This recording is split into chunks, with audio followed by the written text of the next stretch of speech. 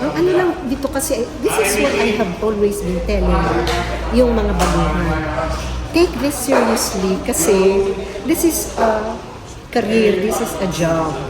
And you know, you don't play around while doing your job. You can do your job and enjoy it, di ba? But that doesn't mean na kailangan ka maglaro.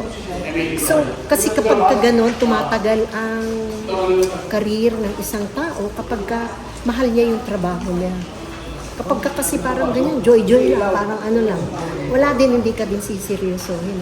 And you do not learn from the job, from what you are doing. Kasi nga, ano lang, laro-laro lang sa'yo. Samantalang kung siniseryoso mo, mag-enjoy ka naman kahit na seryoso ang trato mo sa trabaho mo. Ever since, kahit na nung doon sa kabila, I've worked with newbies.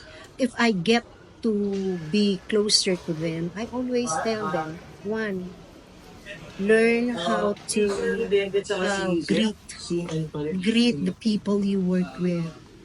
Know your seniors, and ano ba yung sinasabi ko? Enjoy, but respect. Know your seniors, kasi iba hindi nila kilala yung, kasi hindi nila nakakatrabaho ng matagal, or first time nila makakatrabaho.